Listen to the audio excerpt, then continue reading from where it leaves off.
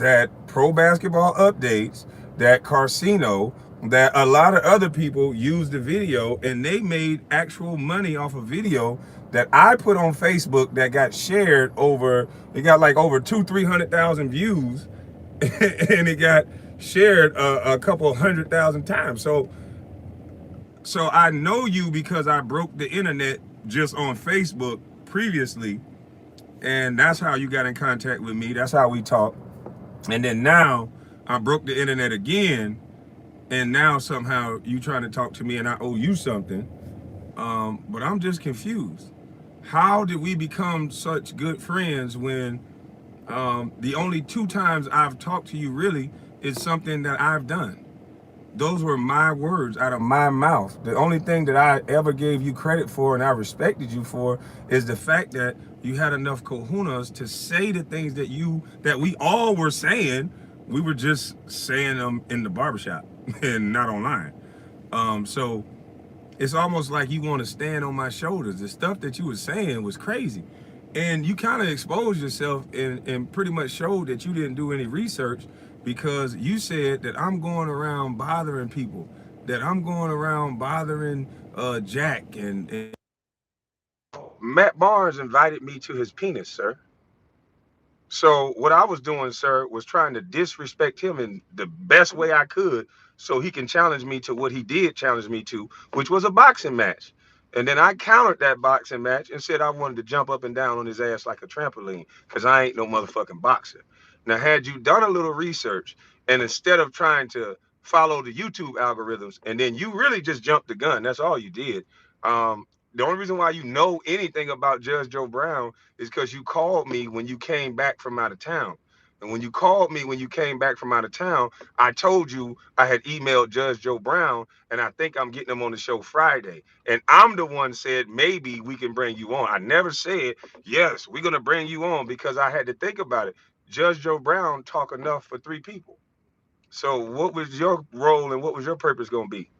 But instead of you waiting and trying to act like you just over me and you helped me because you really didn't. There was things on my YouTube that I didn't even know until Star called me yesterday and told me.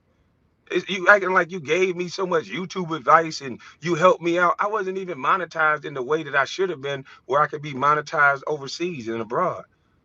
It was things that I did not know and how to protect my channel that Star talked to me about, not you, sir.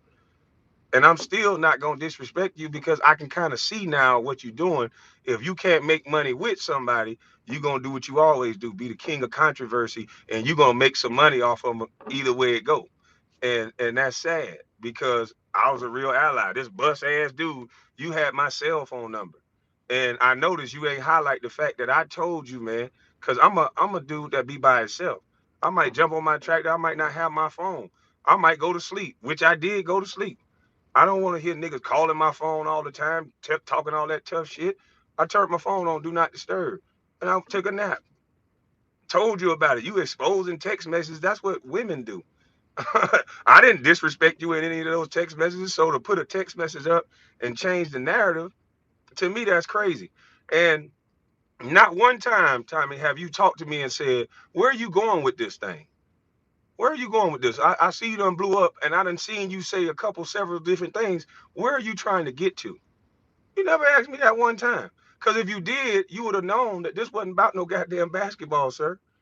Did you see the interview last night? Huh?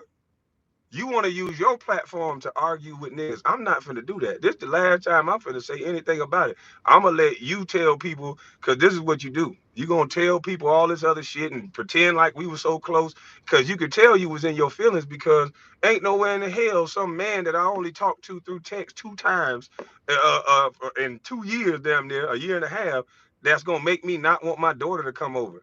You was in your feelings. And you should have got out your feelings and talked to me like a man, and I would have let you know we can do one the next day. And that was just been as simple as that. I don't owe you a motherfucking thing. You made money off my videos. I've cashed at you money. How much money you cashed at me? Why don't you wasn't talking? I had some valid points in my last video. Most celebrities stay the fuck away from you. I shouted you out twice, two, three, four times. So to try to demean my character because you got sensitive, because you got in your feelings, that's not my fault. That's not my fault. I don't owe a nigga nothing. That's why I be by myself. It ain't nail motherfucker in this car.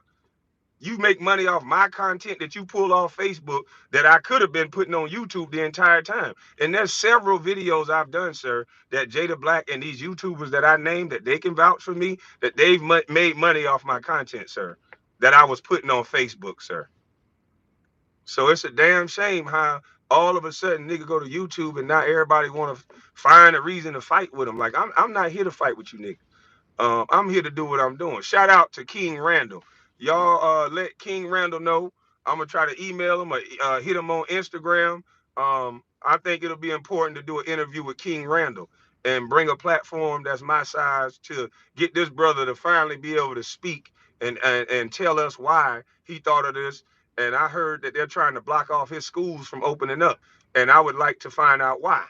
And so instead of getting him on a platform and changing the narrative and not letting him speak and asking him other questions about things that have nothing to do with this young man's vision, um, please let him know that he can email me or I'm gonna try to reach out to him when I get home, because that young man has a hell of a story and he shouldn't have been disrespected by, in my opinion, another elder.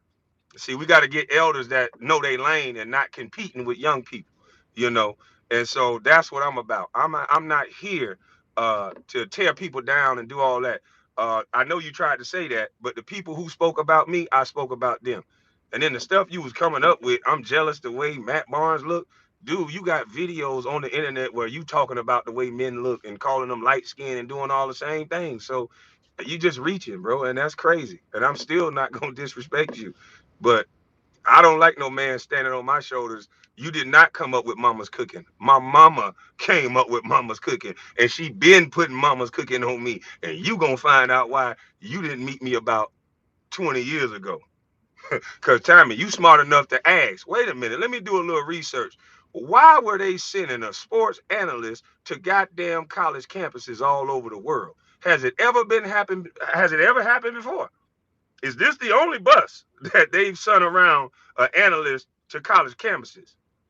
Because if it is, there's something to look at. If it's not, cool. That's just what happened to all buses, you know. But it's funny how this bus then came to the internet and everybody eating off the bus train. Because this wasn't about no goddamn basketball.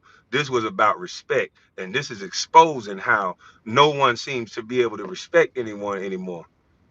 Everyone's talking with an effeminate tongue, trying to stand on top of other men. Well, I don't like to be stood on. Judge Joe Brown didn't stand on me. He said, I want to be your mentor. Star didn't stand on me. He said, let me help you, young brother. I can see where you're deficient. I had situations where I couldn't even get the stream yards to act right.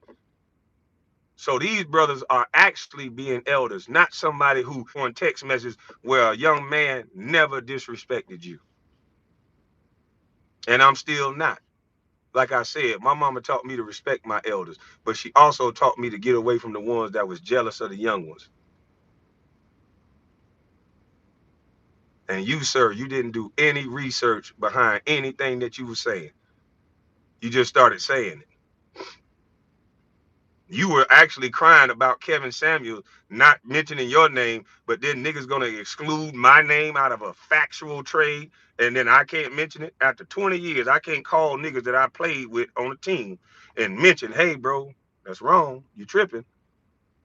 Then these niggas double down, talk gangster 1 minute, and now you talking gangster, talking about you ain't gonna pull up to my house. Well, I never told these gentlemen I was gonna pull up on them. When the nigga made the post talking about he gotta look me in my eyes, I told him, okay, I'll bring these eyes to you. That's what I told him. I bring these little beady ass eyes right on to you. And then when that little Becky with the good hair said he wanted to box, I just countered because can't no man tell me what to do. I ain't gonna box, but I jump up and down on your ass like a trampoline though. So that's enough for the hate. Y'all can miss me with all that hate. I'm here for a different reason. I'm gonna shout out King Randall, and I'm praying that this young brother can come on today. But if he can't come on today, anytime you available, sir,